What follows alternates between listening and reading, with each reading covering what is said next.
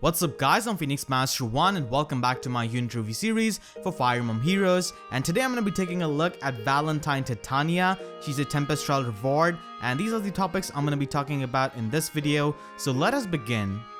For the Grail mercenaries, there is something more precious than money.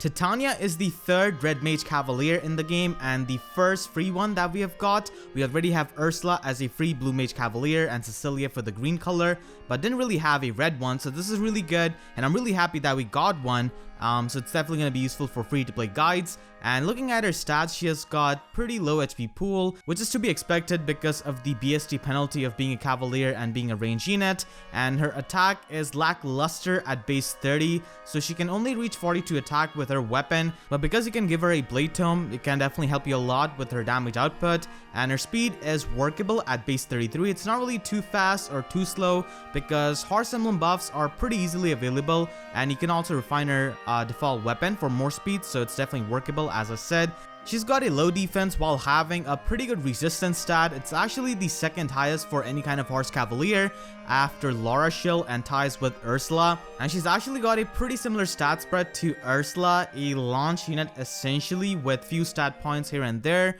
But Titania is red color, so that's much better, and also has a much better base kit. She comes with Loyal Wreath Plus, which is a 12 Might Tome, and she doesn't really follow the same naming convention as Mist or Soren's Tome, even though functionally it is the same. So if she's adjacent to an ally, then she will get +3 to all of her stats during the combat. So it's quite similar to an Owl Tome, but has got 2 more might than that and cannot really scale up to +6.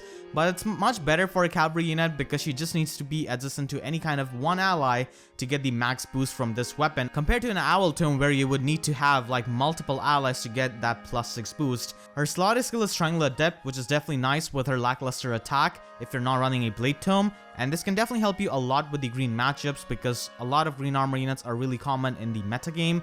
And Attack Res Link is her slot B skill, which is a premium skill, and it only came few months ago on the Adrift banner, so I'm really happy that they gave this skill on a free unit. And having a link skill in Heroic Grails is going to be nice because we don't really have any other link skill which is easily available. And because she's got a link skill, she's got Swap as her assist skill. I really wish they just gave her drawback or like reposition, because Swap is more suited towards enemy phase units or just bulk units who can be on front lines. Titania is definitely not one of them with her low HP pool and her low defense, but she can definitely take some magical hits here and there. But in any case, Swap and Attack Res Link can be pretty nice if you're on low budget for buffing up Titania and some ally. Her BST is 145, which is a standard for any kind of Mage Cavalier ever since launch of the game. And overall, Titania is a pretty decent free unit that we have got from this Tempest Trial. The biggest advantage of Titania is that she's a Red Mage Cavalier and she doesn't really have much competition.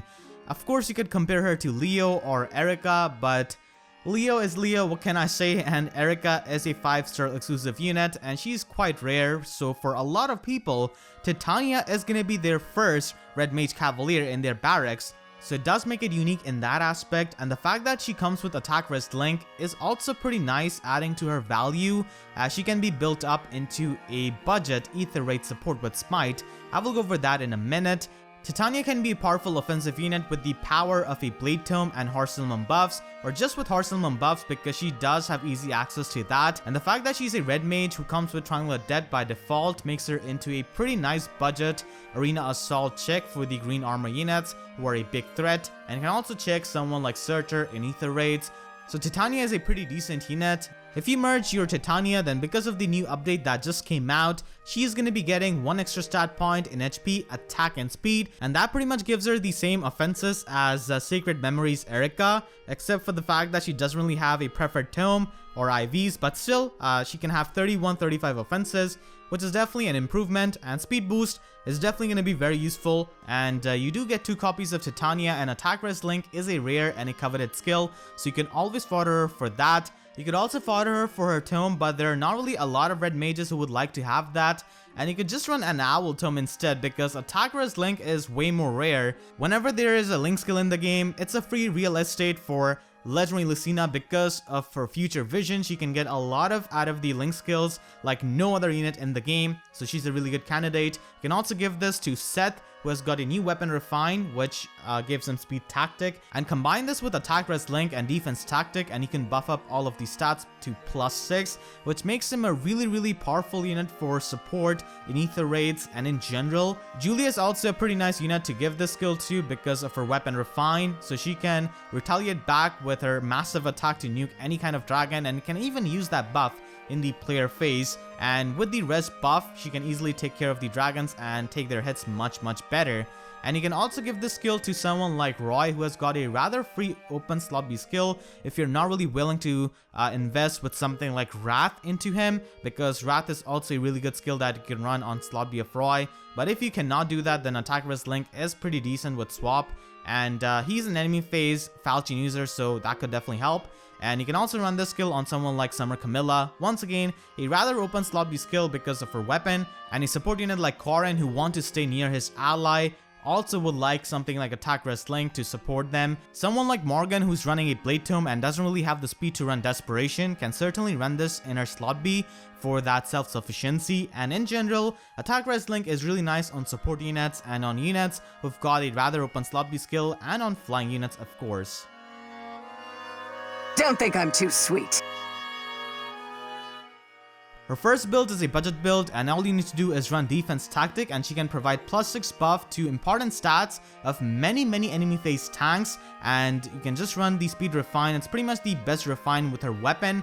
And you can also run Iceberg as her special because she does have workable resistance, and she can also buff up her resistance with attack res link. Her second build is for ether raids, where you want to run defense tactic, hone speed, and also smite. And this is really potent for ether raids because you could just smite a close counter or distant counter vantage user in the range of enemies, or some kind of really tanky armor or dragon for sweeping opponent's team. And this is a really good strategy for cracking a lot of the tough teams which have got overlapping attacks of many units, and you just have to buff up an entire unit and just send them into the range of enemy and they can do the job. And you can also smite a Gale Force Cavalier into the range of the enemy to pick off one kill and then retreat to just get the AM moving. But the attack buff can actually be a problem because you might be able to one-shot some things, so you have to keep that in mind. And you can also just fodder her off to Seth. So if you want to have the ability to buff up from within 2 spaces for speed, and also for having +2 speed over this build, then you can definitely fodder her off to Seth. And Seth is also easily mergeable, so Seth slightly does this build better.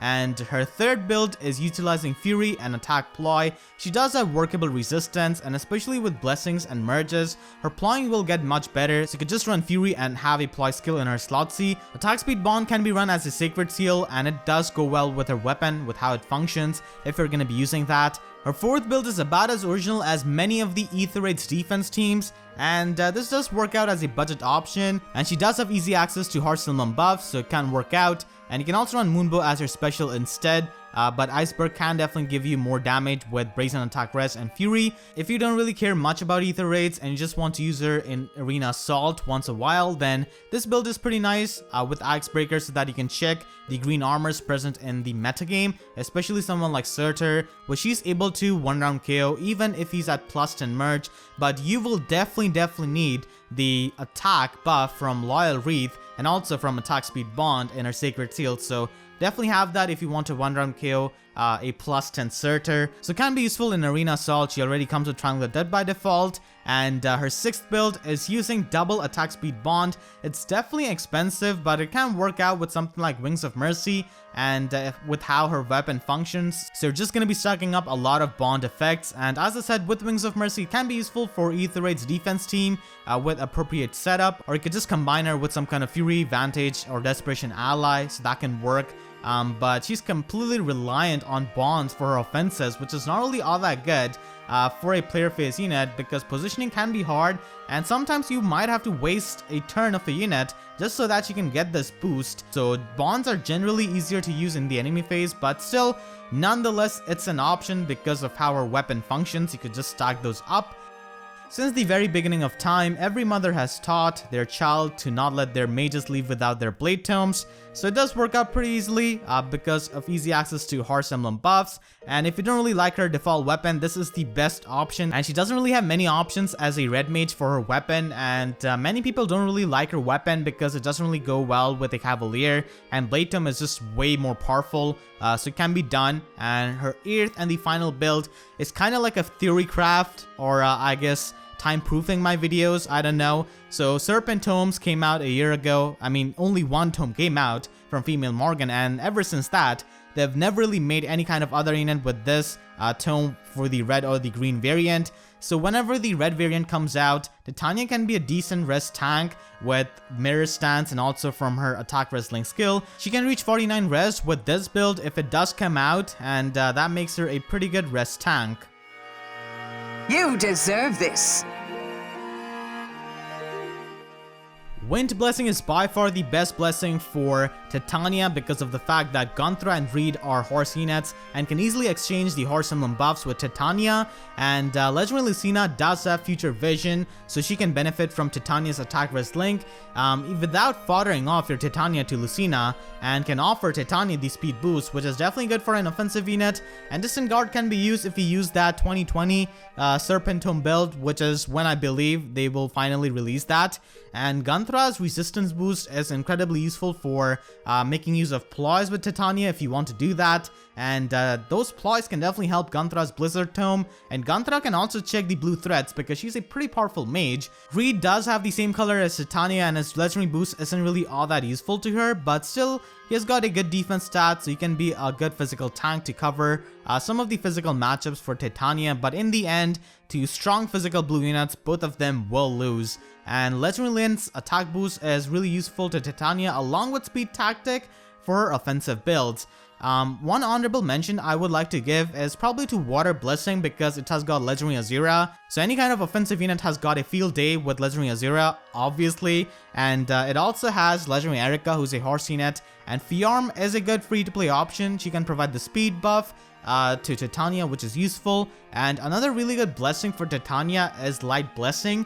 So because Titania can be built up as a budget AR smite unit, you can easily have this on her as a safe pick. And Titania in general can be pretty useful in ether raids for checking stuff like Surtur, and the extra resistance that she gets from air is very useful for running ploys, and she can definitely support a smited unit from a distance with those ploys. But you have to keep in mind that you're not running or plan to run a Desperation build on Titania because Sparkling Boost can just mess up that, and that can be definitely annoying. We don't really have any other light mythic heroes, so air is the only unit I'm basing off my comments on.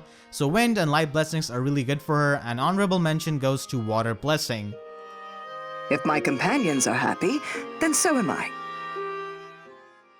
For her teammates, you want to run units who can cover her weakness and check blue units. I've just listed the Grail Mercenaries here for a wholesome moment. You can also use dancers like Legendary Azura, who's extremely powerful if you run a Blade Tome on her, and Performing Arts Azura and Olivia can also be a pretty good picks if you don't really have Legendary Azura and if you're running a Blade Tome build on your Titania. So these units are definitely amazing with her, and if you're using her in ether raids, then you want to have a unit like Ephraim who can Gale Force, or a really tank unit like Surtur, which a lot of people use for the smite strats because of his steady stance 4 and wary fighter and his weapon, of course. And you can also use a close counter or distant counter vantage user like Micaiah, which I definitely find really amazing in ether raids for sweeping entire teams. And finally, you can of course run her with Horsemen of Apocalypse, but they're like 2 women, so I don't really know. And for her counters, you have to watch out for these common ether raids threats. Ophelia is extremely common, Reinhardt as well, and Legendary Lucina is semi-common, I want to say. So you definitely have to watch out for these units. And magical tanks with really high resistance can easily tank her magical hits like air, Fiarm. Fiarm just demolishes Titania, of course, and also Winter Cecilia. And common blue dragons like Noe and Legendary Tiki in the metagame are also a really big problem. Now let's take a look at some of the reasons why you may or may not want to invest into Titania with your Heroic Grails. So she can be a powerful offensive unit with Blade Tome and has got cavalry movement, and she's the most easily accessible red mage cavalier who you can plus 10. So that can be done if you really like ranged cavaliers, and with merges she can run ploys much better to support her allies and has much better overall magical bulk. But there are a lot of reasons why you may not want to invest into her. The first and the big one is that she scores really poorly in arena because of the horse penalty, range penalty, has no access to dual skills and doesn't even have a preferred weapon, and there is a good chance we might not get a dual skill for cavalry units, and it's probably going to be just limited to flying and infantry units for obvious reasons. And there are many unique units like Versa, Naysala, Valentine Ellwood and Black Knight who are just much better options for long-term investment with your grails. Now obviously if you don't really care much about arena, then the first 2 points don't really matter to you much, but in my opinion if you're trying to plus and merge a unit, especially as a free-to-play player, then you definitely want to look into how they can perform in many other game modes of the game, and just weigh in your options with the other competition, unless you just play with your favorites, because that's definitely a viable strategy and a pretty stress-free one at that. Because just look at her smile. So yeah, that's gonna be it for this review. I hope you guys enjoyed. If you did, then please be sure to leave a like and share this video with your friends who are trying to build up Titania and are excited to get her as a free unit. And if you haven't already, then make sure to subscribe for more Fire Emblem Heroes content, and please ring that notification bell so that you can get the updates for my videos, because YouTube sub boxes are about as fast as intelligent systems releasing serpent tomes. So yeah, with that being said, I'll see you guys next time. Thank you so much for watching and have a great day.